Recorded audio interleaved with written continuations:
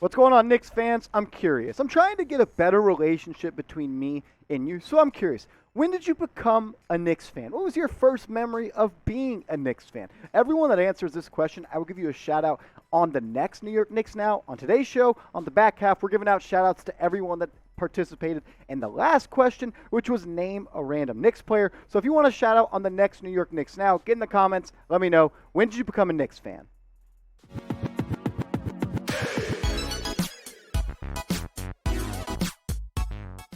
You are watching New York Knicks Now by Chat Sports. I'm your host, Marshall Green. Give me a follow on Twitter at @MarshallGreen_. I'm trying to get to 1,000 followers, and I need your help. So help a guy out. Give me a follow on Twitter. On today's show, we're talking about Julius Randle trade rumors that are going to heat back up once the NBA offseason gets here. And should the Knicks re-sign Mitchell Robinson? I think that's going to be an important question heading into the NBA offseason for the Knicks, considering how important of a piece Mitchell Robinson is on the defensive end. So let's get to it. Robinson, he's set to be a free agent coming up this summer, and he's going to be an unrestricted free agent, which means the Knicks, they don't have the right to match any offer that he gets out on the open market. And the thing is, he already took a discount when he was drafted in the second round for the New York Knicks. He signed to a low $800,000 per year salary for 3 years. He's outplayed that contract, and now he's going to be looking for the bag in NBA free agency. Some things to think about. Robinson, he turns 24 in April, so he's still a very young player. But I always go back to this. What is his value on the open market, and has he improved? To me, he's still somewhat the same player he was when he first came into the NBA. We'll get to his career numbers and talk about this later on. But Steve Popper, he put out this awesome quote about Robinson and what the Knicks can do if they want to extend him or not. And we have some rumors about this. He said this: before Robinson hits free agency in the offseason, the Knicks can offer him a 4-year deal that would start at approximately $12 million and total about $54 million. But Robinson could look at contracts such as the 5-year, $100 million deal Jarrett Allen received from the Cleveland Cavaliers, or the 2-year, $46 million extension Atlanta gave Clint Capella and decided to hit the open market. There's rumors that's starting to circulate that the Knicks gave Mitchell Robinson an offer close to the $12 million deal extension max, and it wasn't close, and Robinson was pissed off about it, and he declined it initially. If I was Leon Rose, if I was sitting in the Knicks front office, I would have traded Mitchell Robinson at the NBA trade deadline just a couple of weeks ago. I think this is someone that's going to go out in the open market, and someone's going to see a 7'1" athletic rim-running shot blocker on the open market and give him a lot of money. He's not going to get the 5-year, $100 million deal that Jarrett Allen got last summer, but I could see him getting close to the 2-year, $46 million extension that Clint Capella got. He's big, he's athletic, he's 7'1", and he's still very young. But the question is, should the Knicks re-sign Mitchell Robinson? We're going to take a deeper dive into this topic a little bit later, but I want to hear from you right now. Go down in the comments and type R for re-sign, or go down and type P for pass. What Mitchell Robinson has done in his young NBA career is impressive. His first season, he averaged 2.4 blocks per game in just 20 minutes. The next year he averaged 2 blocks, and that went down a little bit while the minutes increased. Why is that? He's more of a smarter defender than he was. He's not just jumping and trying to block every shot. In those first couple of years, he had a big case of the foul trouble problem, and he still kind of has that. He still commits the dumb fouls. But you look at these stats and you ask yourself, has he really improved? Is he always going to be that 9 points per game, 7 rebounds guy, the 9 points, 9 rebounds guy, and give you anything on the offensive end besides alley-oops and rim-running dunks? I mean, honestly, when Robinson's on the court, it's like the Knicks are playing 4-on-5 on the offensive end. How many times have we seen Julius Randle ISO'd at the elbow and he does the triple threat thing that I know you guys love, and the weak side defender is Mitchell Robinson's man, and he comes over and traps him. He just doesn't space the floor, and he's not the prototypical modern-day big. Is there still a spot for Mitchell Robinson in this league? Yes. But if he wants the big bucks that are reportedly something that he wants, he has to evolve as an offensive player. How many times throughout the NBA offseason have we seen Mitchell Robinson jacking up threes on videos, step-back threes, and just trying to work on his outside shot? You know how many threes he's attempted in his NBA career? 0. This is someone that's not going to be a three-point shooter, someone that needs to develop an offensive game, maybe a back-to-the-basket game, maybe a 15-foot jumper, something that can keep defenses more honest. Because at the end of the day, when you play 4-on-5 on offense, it's extremely tough to get buckets late in the fourth quarter. But you tell me. That's my spiel. I would only offer Robinson about the $12 million that the Knicks could offer him before free agency gets here, but I want to know where you stand. Tell me what you think. How much is Mitchell Robinson worth per year in NBA free agency? Is it $10 million? Is it $25 million? Is it $20 million? I stand on somewhere about $12 million. If you give him a 4-year, $48 million extension, I think he'd be sitting pretty. I do think this is a guy that the Knicks want to keep around, but at the end of the day, who knows what they're going to do? So get in the comment section and let me know. How much is Mitchell Robinson worth per year? Next up on today's show, we're going to be talking about Julius Randle, but first, I want to remind you guys to subscribe. We're having a race between Knicks Now and 76ers Now, and we were up just a couple of weeks ago, but now Philly, they traded for James Harden, and they have surpassed us in the subscriber game. So we're trying to get to 7,000 subscribers, and I need your help. So if you love the Knicks and you're looking for a one-stop shop on YouTube for Knicks news and Knicks rumors, we're your channel. So let's get to it. Go down right now, hit that big red button.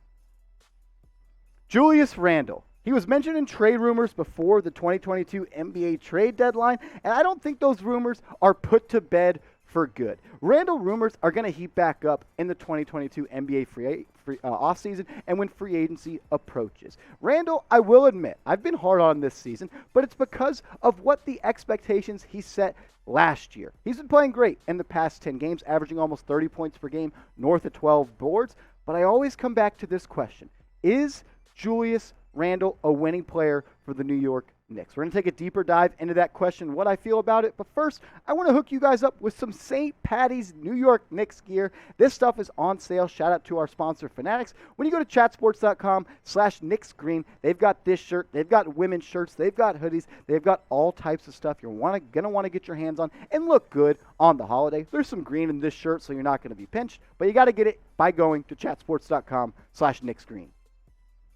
We got good Jew versus bad Jew. Julius Randle in the 2020-2021 NBA season was a top 5 MVP candidate, averaging 24, 10, and 6, while shooting an amazing 41% from 3 and a good percentage of 45.6% from the field. This year, his numbers have been down, and his efficiency has been even worse. His three-point percentage dropped from 41% to 30%, and he's not even taking nearly the same number of threes as he did last year. His field goal percentage is also down about 4 points. His rebounds are about the same. His assists right around 6. His points per game, it went down about 5. But when you think about it with Julius Randle, you got to ask yourself, is the ISO, mid-range, hard, tough shot making that he does in the fourth quarter, where they just rely on Julius Randle throwing the ball on the elbow and say, hey, Jew, go get a bucket. You're the engine, like Tom Thibodeau says.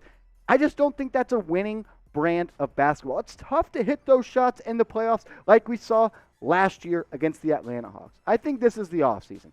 The Knicks, they got to trade Julius Randle. Leon Rose, Worldwide West, those guys, they need to trade Julius Randle. It is time to build around the young bull out of Canada, RJ Barrett. He's just 21 years old, and him and Randle don't really fit all that well together. It's time to go all in on Julius Randle, or trade Julius Randle, and go all in on RJ Barrett. Try to trade Julius and get someone in here that fits alongside RJ Barrett. That would be my plan if I was the GM. But what say you? Should the Knicks try to trade Julius Randle this summer? If they want to acquire someone with a big salary cap, we'll look at the Randle contract details in just a second. He would be a good piece to match in that type of trade, but I want you to weigh in right now. Should the Knicks trade Julius Randle this summer? Type Y for yes, or go down to the comments and type N for no. Leon Rose and Worldwide West, they rewarded Julius Randle for being one of the best players in the NBA last season, where he was a second-team All-NBA type of player, and they gave him the bag. They gave him a contract where next year he's going to be paid almost $24 million, then $25.5, then $27.5, and then just a tick under $30 million in 2025 and 2026. That's a player option that I expect Randle to honestly pick up unless he gets back to that 2020 self that he once was. He would be an unrestricted free agent in the summer of 2026 and be 32 years old. I think we just got to be honest with ourselves. Julius Randle trade rumors are going to heat back up once the NBA offseason gets here. The whole thing with the thumbs down to the fans. He skipped out on giving post-game interviews. He's been babied by Tom Thibodeau. He's talked about how it's tough to play in New York. I'm just not sure if he's built to last in the Mecca, and I'm not sure he's a guy that you can build around to build a winning basketball team. My take is if the Knicks are involved in a big trade, maybe it's for DeJounte Murray, maybe it's for Donovan Mitchell, maybe it's Dame Lillard, it's going to be some point guard. I really think this is the summer that the Knicks are going to have to make a trade for a point guard. I think Julius Randle is going to be involved, and he'll be a guy that can be a match salary piece, but also someone that a future team can build upon. I don't think he's a 1 or a 2 when it comes to a championship team, but can he be a third-tier star that could help a team get over the top? I expect for Randle to be traded this summer if the Knicks make a big move. We started today's show by asking you, when did you become a New York Knicks fan? And I asked myself, how can I get a better relationship going between me and everyone that watches these videos? And I think it's just to get you guys on screen more. So in the prior video, I asked you, give me a random player shout out from the New York Knicks in their past. Name a random guy. And Dan Jones, he said Latrell Sprewell. Joey Rand, he said Kenny Skywalker. What a flat top he had. Then Jeremy Maynard, he named Bernard King. I wouldn't say he's really a random Knicks guy. Then Dark 41969 named Walt Clyde Frazier. I love listening to him on MSG. I hate when the Knicks don't play on MSG because they're playing on ESPN. So I love that answer. Then Gaming God, he said D Rose. Shout out to Derrick Rose. And we have other people that also weighed in. This is actually the same one. If you could go to the other ones, the next one. Yes, exactly. Little live producing, get you guys in the studio. We had my boy King Akil. He said J.R. Swish. Shout out to J.R. Smith. You trying to pipe that? Shout out J.R. Then Rowan Creary. He said Jordan Hill. Anytime I think of Jordan Hill, it gives me nightmares. Shout out Steph Curry. And then Jay Heisler. He said Jericho Sims. And Mark Kang said Kiki Vandaway. I want to thank everyone that participated in that, and I want to get you guys involved on the show. So if you want to shout out on the next New York Knicks Now, go down right now and tell me why you're a Knicks fan. When did you become a Knicks fan? I'm trying to get the relationship between me and you better. So do that for me and give me a follow on Twitter at @MarshallGreen_. Trying to get to 1,000 followers, and I need your help. If you love the Knicks, if you love Knicks content on Twitter, I'm your guy to follow, and I really only want Knicks followers, so hit me up at @MarshallGreen_.